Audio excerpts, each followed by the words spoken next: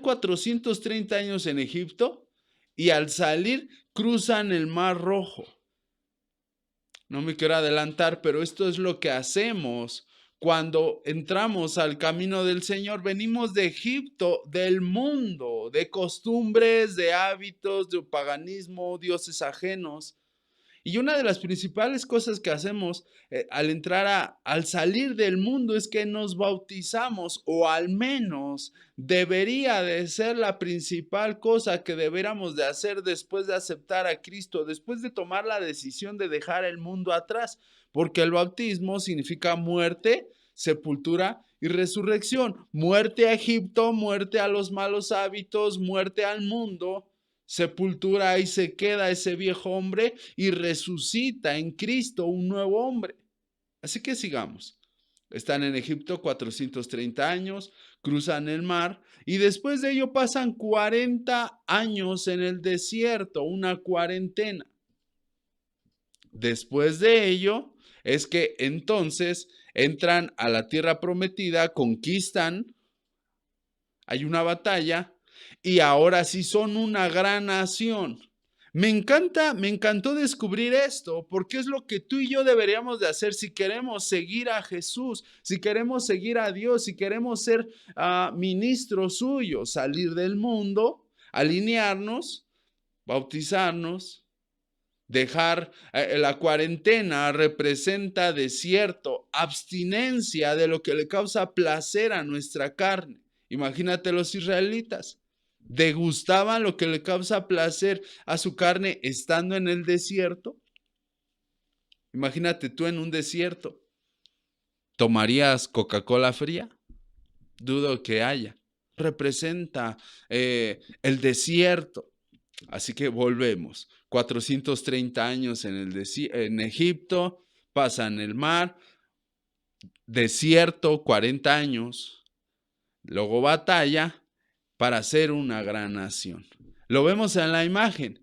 Este mismo patrón lo vive Jesús de Nazaret mismo.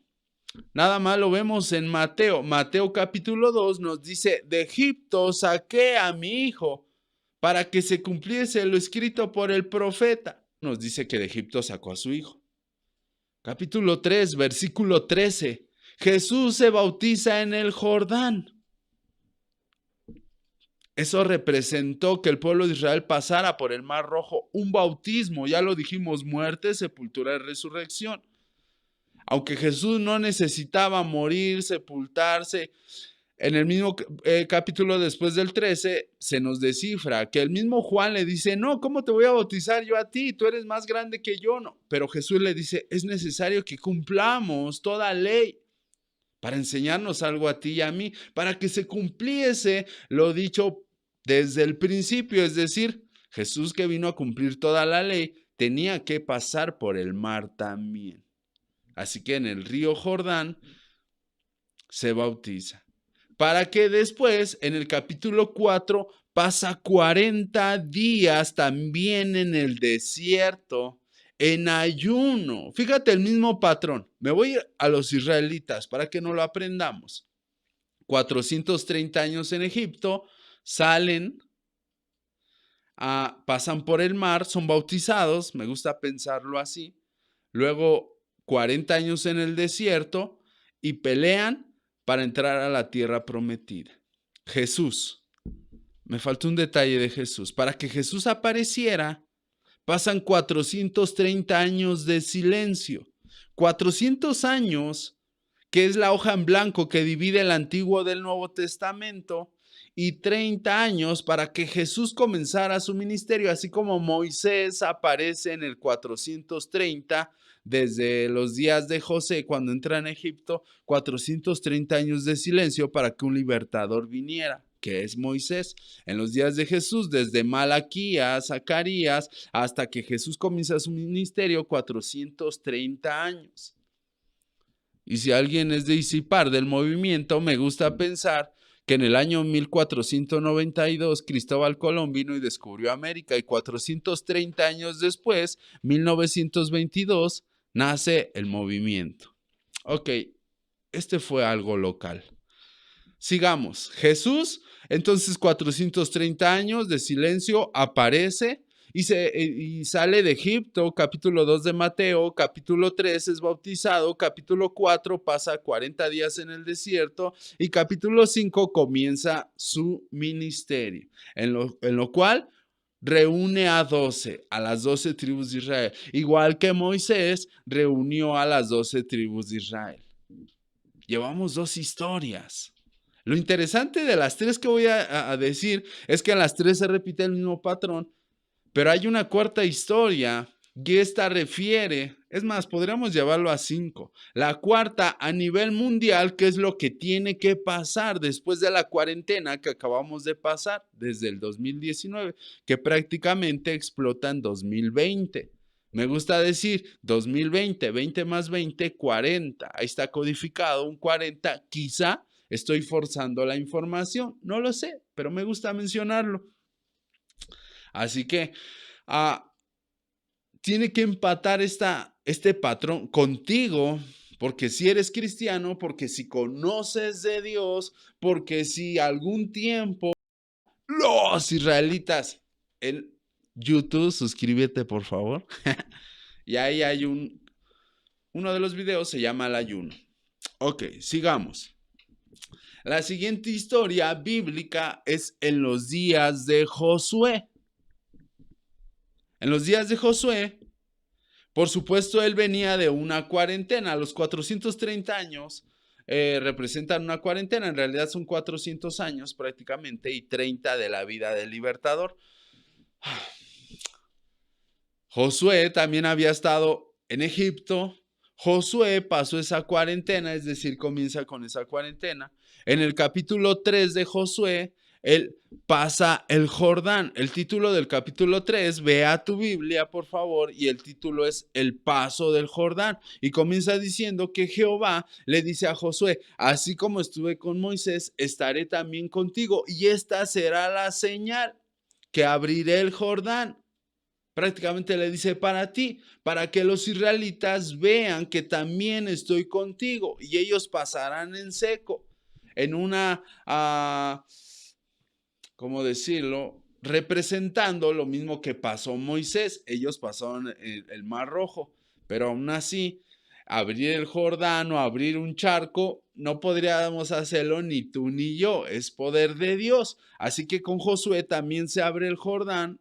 Es muy interesante que es el Jordán y es en el mismo capítulo 3, Mateo 3, donde Jesús se bautiza en el Jordán. Capítulo 4 de Josué comienza a decir que él reúne a 12. Capítulo 4, versículo 2 y también versículo 12. Jehová le dice, reúneme a 12, uno de cada tribu. Es lo mismo que se le dice a Jesús.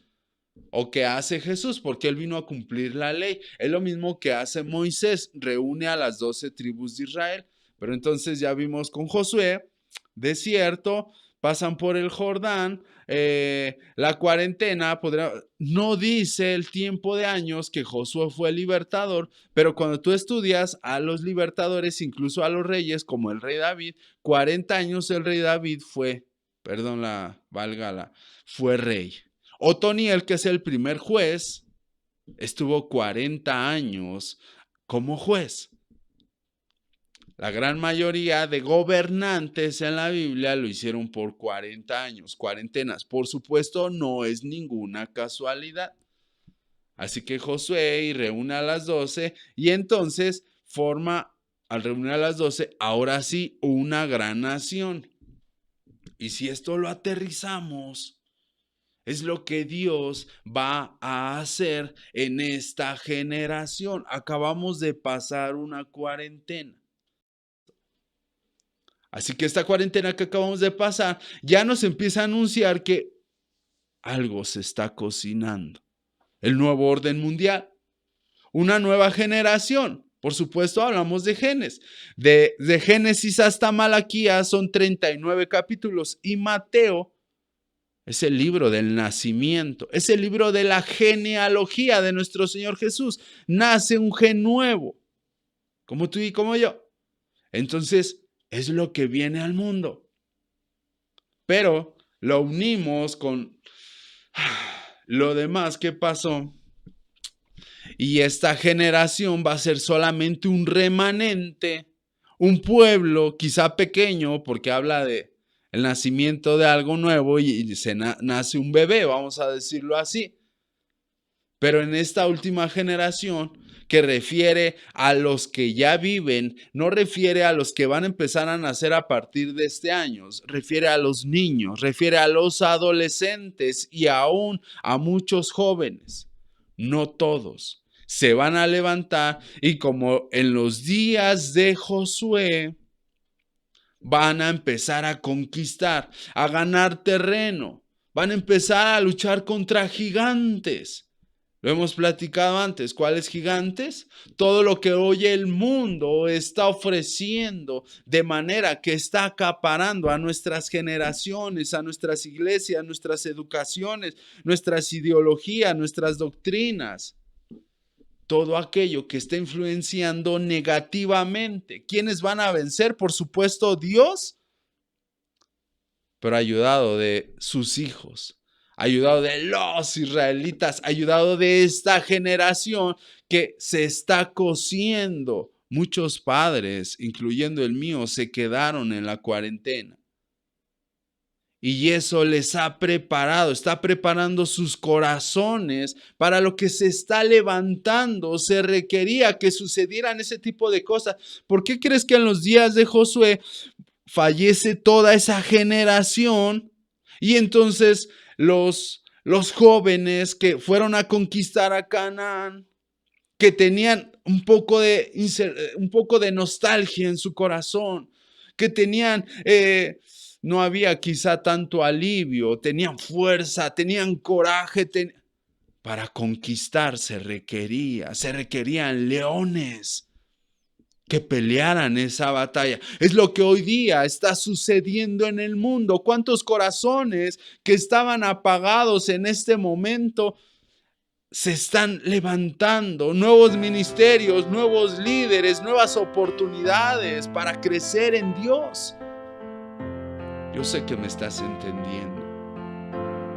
Este es el nacimiento de la última generación, una última batalla para entonces entrar a la tierra prometida. Los israelitas, después de la cuarentena, aunque tardaron prácticamente 7 años conquistando